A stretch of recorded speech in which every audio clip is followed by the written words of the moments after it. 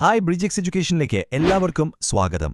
നിങ്ങൾ UGC net Arabic എക്സാമിന് prepare ചെയ്യുകയാണോ എങ്കിൽ ഇത് നിങ്ങൾക്ക് വേണ്ടിയുള്ള ചാനലാണ്. നെറ്റ് സിലബസിലെ ഓരോ യൂണിറ്റും നമുക്ക് ഒരുമിച്ച് സിമ്പിളായി പഠിച്ചെടുക്കാം. അപ്പോൾ ഞങ്ങൾക്ക് നിങ്ങളെക്കുറിച്ചും നമ്മുടെ ഈ കമ്മ്യൂണിറ്റിയെക്കുറിച്ചും കൂടുതൽ അറിയാൻ ആഗ്രഹമുണ്ട്. ഇന്നത്തെ ക്ലാസ് എങ്ങനെയുണ്ടായിരുന്നു? ഈസി ആയിരുന്നോ അതോ കുറച്ച് ടഫായിരുന്നോ? താഴെ കമന്റ് ചെയ്യണേ.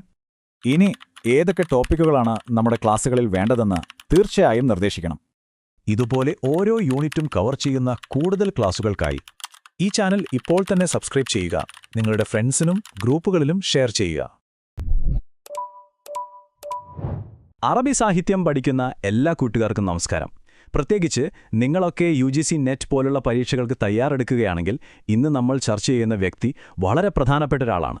നമ്മൾ പരിചയപ്പെടാൻ പോകുന്നത് വെറുമൊരു കവിയെക്കുറിച്ചല്ല, മറിച്ച് കവിതയും നയതന്ത്രവും ഈ രണ്ട് ലോകങ്ങളിലും ഒരുപോലെ തിളങ്ങിയ ഒരു അസാധാരണ പ്രതിഭയെക്കുറിച്ചാണ്. അതെ, നമ്മൾ സംസാരിക്കുന്നത് ഒമർ അബൂറീഷയെക്കുറിച്ചാണ്. അപ്പോൾ ഒരു ചോദ്യം സ്വാഭാവികമായും വരും അല്ലേ? ഒരാൾക്ക് എങ്ങനെയാണ് തന്റെ പേന കൊണ്ടും അതേസമയം രാജ്യത്തെ പ്രതിനിധീകരിക്കുന്ന ഒരു പദവിയിലിരുന്നു കൊണ്ടും സ്വന്തം നാടിനെ സേവിക്കാൻ കഴിയുക? ശരിക്കും പറഞ്ഞാൽ ഈ ചോദ്യത്തിനുള്ള ഏറ്റവും നല്ല ഉത്തരം ഒമർ അബൂറീഷയുടെ ജീവിതം തന്നെയാണ്. അപ്പോൾ കലയും ഭരണതന്ത്രവും അദ്ദേഹം എങ്ങനെയാണ് ഒരുമിച്ച് കൊണ്ടുപോയതെന്ന് നമുക്കൊന്ന് നോക്കാം. അപ്പോൾ അദ്ദേഹത്തെ ഒരു നയതന്ത്രജ്ഞനെന്ന നിലയിൽ അറിയുന്നതിന് മുൻപ് അദ്ദേഹത്തിന്റെ ഉള്ളിലെ ആ രാജ്യസ്നേഹി എങ്ങനെയാണ് രൂപപ്പെട്ടതെന്ന് അറിയണ്ടേ? അതിന് നമ്മൾ അദ്ദേഹത്തിന്റെ ചെറുപ്പകാലത്തേക്കൊന്ന് പോകണം. ഓക്കെ, അപ്പോൾ 1910 ഹലബിലാണ് അദ്ദേഹം ജനിക്കുന്നത്. അദ്ദേഹത്തിന്റെ അച്ഛൻ ഷാഫിയും അമ്മ ഫലസ്തീൻ സ്വദേശിയുമായിരുന്നു. പക്ഷെ ഇതിലേറ്റവും രസകരമായൊരു കാര്യം എന്താണെന്ന് വെച്ചാൽ അദ്ദേഹത്തിന് ആ പേര് വന്ന വഴിയാണ്. മറ്റൊരു പ്രശസ്തനായ കവിയുണ്ട്, ഒമർ ഇബ്നു അബി റബിയ.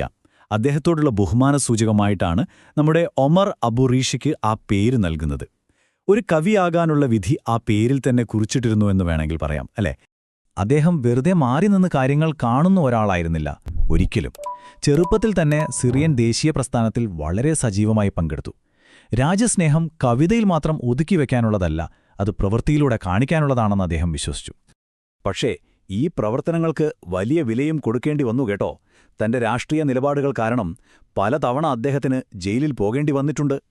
അപ്പോൾ ഒന്നോർത്തു നോക്കൂ, അദ്ദേഹത്തിന്റെ രാജ്യത്തോടുള്ള സ്നേഹം വെറും വാക്കുകളായിരുന്നില്ല, സ്വന്തം സ്വാതന്ത്ര്യം പോലും അതിനായി ത്യജിക്കാൻ അദ്ദേഹം തയ്യാറായിരുന്നു.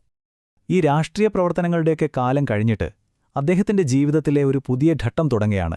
അതായത് കവിയും നയതന്ത്രജ്ഞനും ഒന്നാകുന്ന ആ ഒരു യാത്രയുടെ തുടക്കം. അദ്ദേഹത്തിന്റെ നയതന്ത്ര കരിയർ ഒന്ന് നോക്കിക്കേ.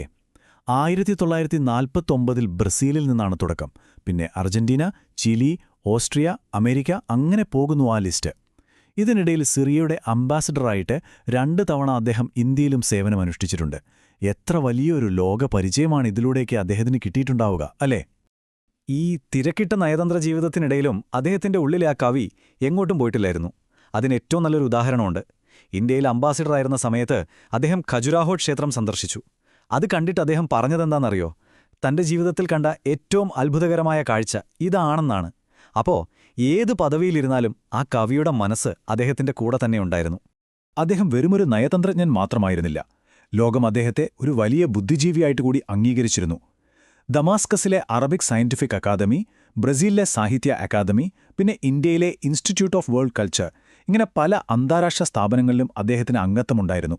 ഇതുതന്നെ കാണിക്കുന്നുണ്ട് ലോകം അദ്ദേഹത്തെ എത്രമാത്രം വിലമതിച്ചിരുന്നുവെന്ന്. അപ്പോൾ ശരി, അദ്ദേഹത്തിന്റെ ഔദ്യോഗിക ജീവിതത്തിൽ നിന്ന് നമുക്ക് നേരെ അദ്ദേഹത്തിന്റെ കവിതകളിലേക്ക് വരാം. എന്തൊക്കെയായിരുന്നു അദ്ദേഹത്തിന്റെ ഇഷ്ടവിഷയങ്ങൾ? എന്തിനെക്കുറിച്ചൊക്കെയാണ് അദ്ദേഹം എഴുതിയത്? അദ്ദേഹത്തിന്റെ കവിതകളിലെ ഏറ്റവും പ്രധാനപ്പെട്ട വിഷയം, അതിലൊരു സംശയവുമില്ല, ദേശീയത തന്നെയായിരുന്നു. അറബ് ലോകത്തെ വീരന്മാരുടെ നാടായും ഒരു സ്വർഗ്ഗഭൂമിയായുമൊക്കെയാണ് അദ്ദേഹം കണ്ടത്. ആ മണ്ണിനോടുള്ള അടങ്ങാത്ത ഒരിഷ്ടം അദ്ദേഹത്തിന്റെ എല്ലാ കവിതകളിലും കാണാം.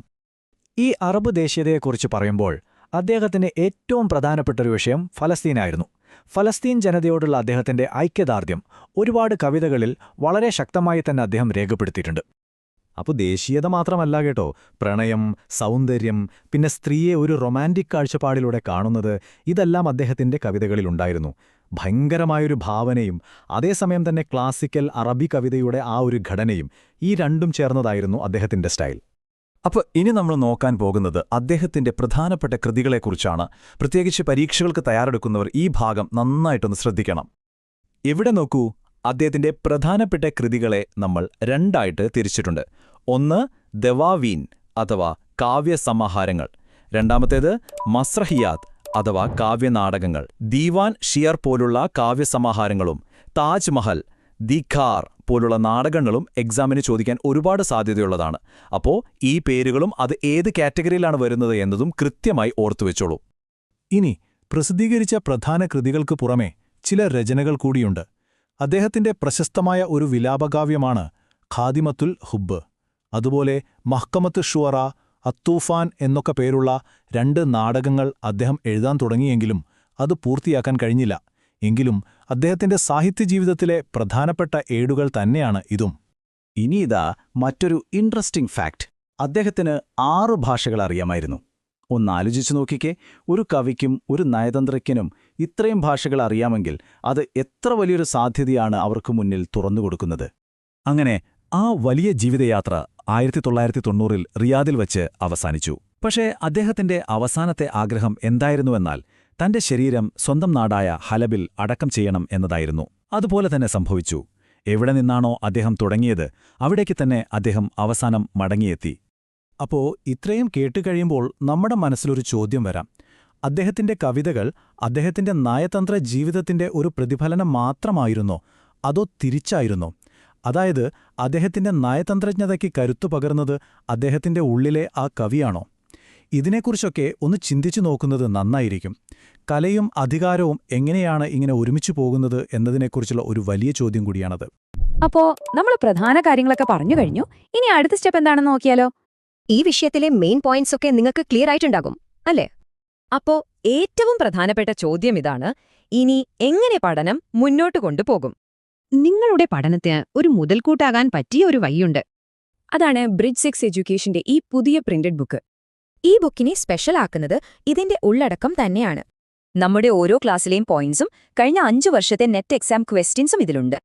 ഈ ബുക്കിന്റെ ഒരു കോപ്പി ഓർഡർ ചെയ്യാൻ വളരെ എളുപ്പമാണ്. ഓർഡർ ചെയ്യാൻ താഴെ കമന്റ് ബോക്സിൽ നിങ്ങളുടെ ഫോൺ നമ്പറും അഡ്രസ്സും കൊടുത്താൽ മതി. നിങ്ങളുടെ വിജയത്തിലേക്കുള്ള യാത്രയിലെ ഈ പുസ്തകം ഒരു വലിയ സഹായമാകട്ടെ. നിങ്ങളുടെ പഠനത്തിനും ശോഭനമായ ഭാവിക്കും എന്റെ എല്ലാവിധ ആശംസകളും.